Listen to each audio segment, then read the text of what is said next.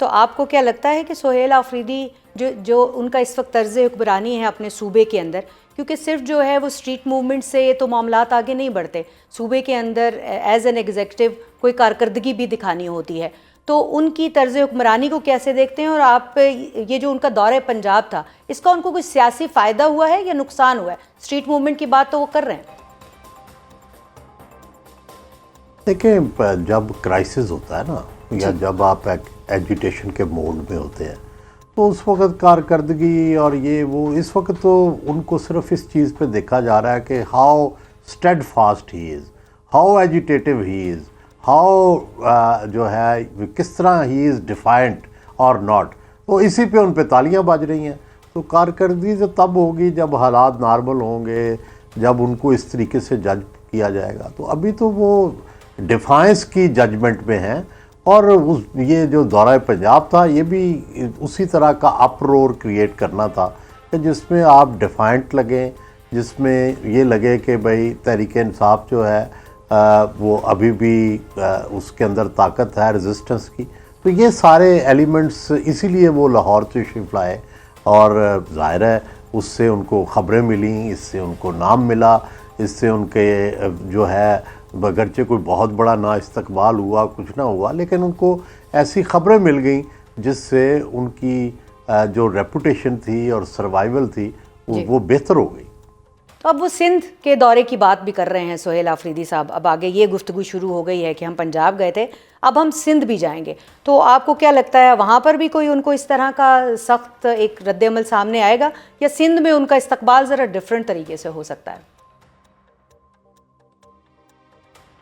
नहीं, मेरा ख्याल है कि ज़ाहिर है फेडरल गवर्नमेंट तो एक ही है और पॉलिसी तो एक ही चलेगी। नून पीटीआई को ये नहीं समझ आ रही कि देखें, उनके बारे में नून लीग हो, पीपल्स पार्टी हो, या फ़ौज या मुक़्तदरा हो, तीनों एक हैं।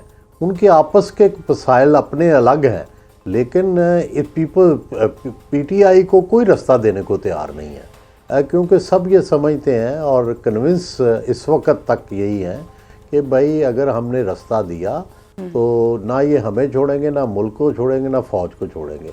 ये तासुर बहुत मजबूत है और इस तासुर को पहले ख़त्म करना होगा, तभी जाकर कोई मामला जो है वो आगे चलेगा। आखिर में सोहेल साहब ये बताइएगा कि अगर आप पाकिस्तान पीपल्स पार्टी की सियासत को देखें, जो अभी तक वो जिस तरह से चल रहा है मामला, हुकूमत के साथ एलाइज हैं, जेयूआई की सियासत को देखें, तो आपको इन दोनों जमातों को हुकूमत के साथ चलते हुए, पीटीआई के साथ चलते हुए फ्यूचर क्या दिखाई दे रहा है? क्योंकि रेलेवेंसी कुछ कम होती दिखाई दे रही है इन दो जमातों के ख़ास तौर के ऊपर। मेरा ये ख्याल है कि ये इस वक्त जो इत्तेहाद बना हुआ है ना, तकोन जिसको कहते हैं, नून है और पीपल्स पार्टी है और फ़ौज है, अगर इस तकोन के अंदर कोई एक भी पार्टी गिरी तो मेरा ख्याल है सिस्टम का सस्टेन करना लंबा मुश्किल हो जाएगा। क्योंकि अगर आप सिंध से पीपल्स पार्टी को निकालते हैं तो वहाँ पर जो एंटी पाकिस्तान जो लोग हैं या सिंधु देश के हामी जो हैं, ज़ाहिर है वहाँ उस मूवमेंट को फ़ायदा पहुँचेगा।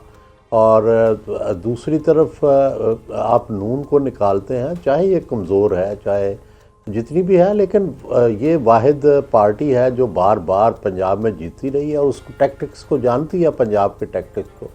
तो तीसरी ऑप्शन खुद फिर तहरीक इंसाफ रह जाएगी ना। तो इसलिए मेरा नहीं ख्याल कि कोई भी अक्लमंद या जी शऊर इस तकोन को तोड़ के फिर सर्वाइव करने की बात अगर कोई कर रहा है तो वो फिर मुश्किल में पड़ जाएगा। 2026 में भी आप इस तिकोन को बरकरार देख रही हैं? खबरें तो आ रही हैं कि कुछ अंदर जो है वो मामलात उतने अच्छे नहीं हैं जितने अच्छे दिखाए जा रहे हैं।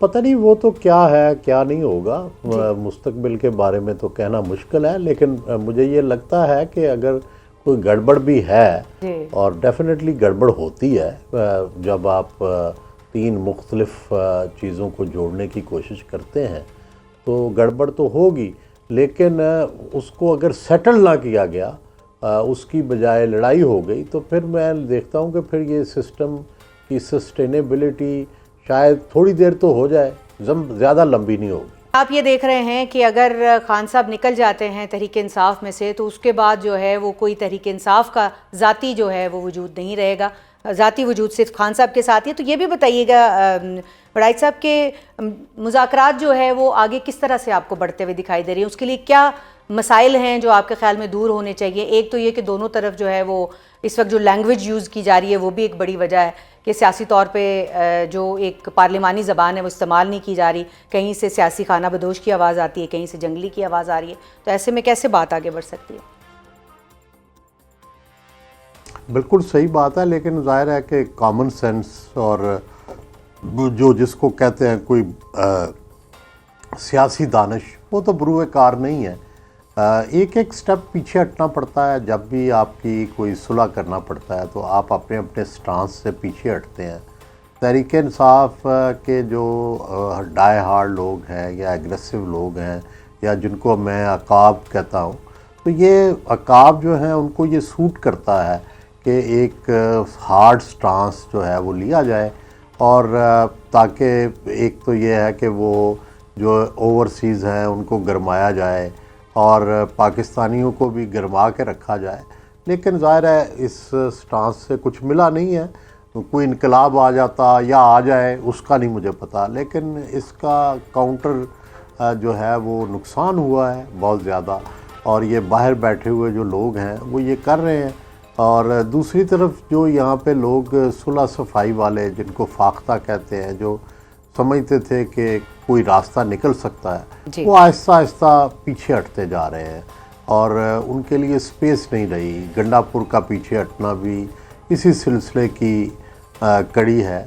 और बैरिस्टर गौहर और जो असद कैसर साहब और जो दूसरे लोग हैं, वो भी मुझे लगता है कि वो जो ओवरसीज़ प्रोपेगेंडिस्ट हैं और जो यूट्यूबर हैं, उन्होंने उनको बेअसर करके रख दिया।